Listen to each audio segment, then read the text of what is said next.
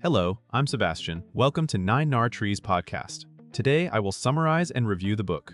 Trump, The Art of the Deal by Donald J. Trump is a business memoir and negotiation-themed guide that blends personal storytelling with practical lessons drawn from high-profile real estate and branding pursuits. First published in the late 1980s, the book captures an era of aggressive deal-making, media-savvy ambition, and big-city development, presenting Trump as both narrator and case study. Rather than reading like a conventional textbook, it moves through projects, meetings, setbacks, and wins to illustrate how attention, leverage, and persistence can shape outcomes. Readers encounter a mindset centered on thinking big, managing risk, and turning public perception into a strategic asset. While the book has been debated for its self-promotional tone and for how memoir can simplify complex collaborations, it remains influential as a cultural artifact of 1980s corporate confidence and as an accessible introduction to negotiation principles. It is best approached as a perspective on deal-making style, not a universal blueprint. I will give you key takeaways from this book. Firstly, thinking big and setting the frame. A central theme is the idea that scale is strategic. The book promotes starting with an ambitious vision, then using that vision to set the frame for negotiations, partnerships, and publicity. In this approach, big goals create room to maneuver. They can attract stronger partners, justify premium pricing, and generate attention that smaller moves cannot. The emphasis is not only on the size of the project, but also on the psychological impact of boldness. By anchoring discussions around a large objective, the negotiator influences what others view as reasonable, possible, or worth competing for.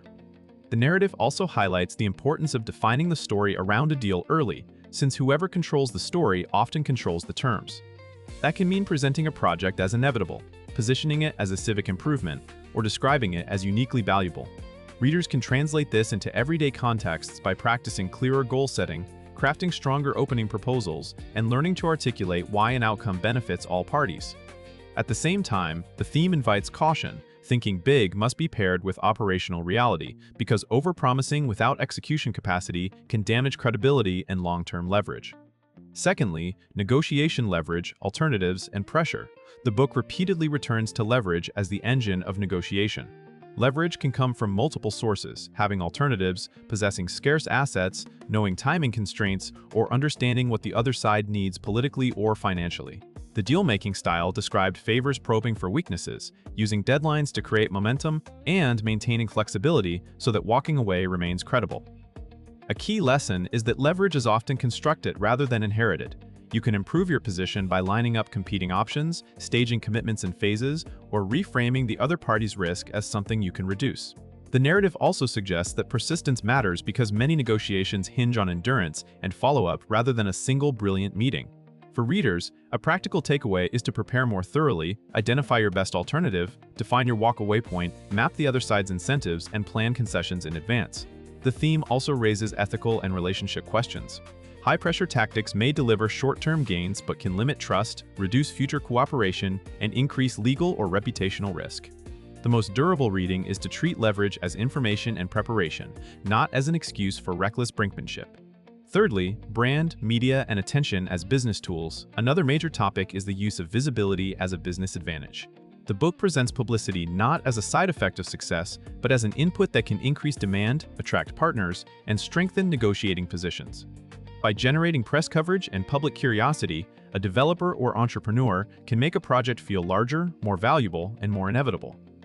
The underlying concept is that perception influences reality in markets where value is partly symbolic, such as luxury real estate, hospitality, or high-end consumer experiences. Readers can adapt the lesson by thinking more intentionally about messaging, how a product is described, which audiences are targeted, and what differentiates the offering.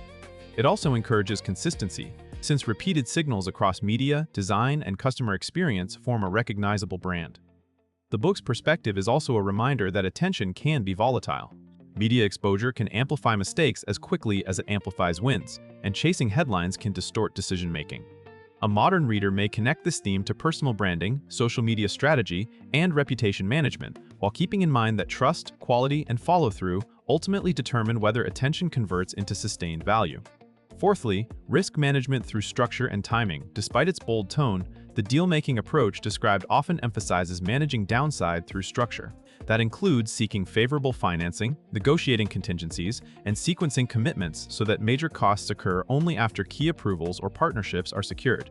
Timing shows up as a form of strategy, entering negotiations when market conditions favor your position, using deadlines to align stakeholders, and recognizing when patience can produce better terms. The book also illustrates that large projects face multi-party complexity, involving lenders, government bodies, contractors, and community interests. In that environment, risk is not only financial, but also political and operational. A useful reader takeaway is to separate the dream from the deal mechanics. Big visions are inspiring, but the contract language, the financing terms, and the approval pathway determine whether a project survives contact with reality. Readers can apply this by learning basic financial literacy, understanding how incentives drive partner behavior, and using checklists to reduce oversight. The theme also highlights that risk cannot be eliminated, only priced and managed. Overconfidence, especially during favorable markets, can cause decision-makers to underestimate cycles, interest rate changes, and stakeholder pushback. Lastly, work ethic, control, and execution discipline. A recurring message is that execution is the differentiator between an idea and a completed deal. The book portrays intense involvement in details, frequent communication, and a willingness to push projects forward through constant attention. This reflects a belief that momentum is fragile and that competitors, bureaucracy, or changing conditions can stall progress if leadership is passive. The theme includes a preference for direct oversight, quick decision cycles, and a strong sense of ownership over outcomes. For readers, the constructive angle is the value of follow-through, returning calls, tracking open issues, reviewing assumptions, and staying close to the numbers.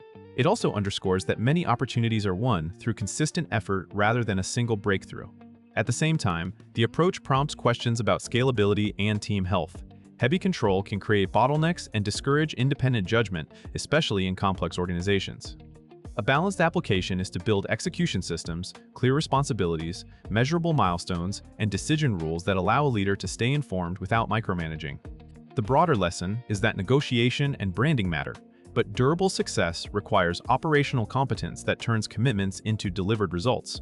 In conclusion, this book suits readers interested in negotiation, entrepreneurship, real estate development, and the role of publicity in business. It is also a useful choice for anyone studying American business culture of the 1980s and how confidence-driven narratives shape markets and reputations. The primary benefit is mindset-oriented. It pushes readers to clarify objectives, prepare for negotiations by understanding leverage and alternatives, and recognize that perception can influence opportunities. Even if a reader does not share the author's style, the stories encourage practical habits such as setting clear walk-away points, staging commitments to control risk, and following up relentlessly to keep deals moving. Compared with more academic negotiation books, its value is accessibility and immediacy. It reads like a case-driven tour of tactics, not a theoretical manual, which makes the lessons easier to visualize in real situations. It is also distinct from many modern business titles that focus on soft skills alone because it emphasizes structure, timing, and aggressive goal setting. Buyers should see it as a perspective rather than a universal template, but as a vivid example of deal-making psychology and media strategy, it can sharpen how you think about stakes, incentives, and execution. If you would like to support Donald J. Trump, you can buy the book through the Amazon link I've provided in the podcast description. After reading the book, please let me know what you think and share your thoughts. See you around.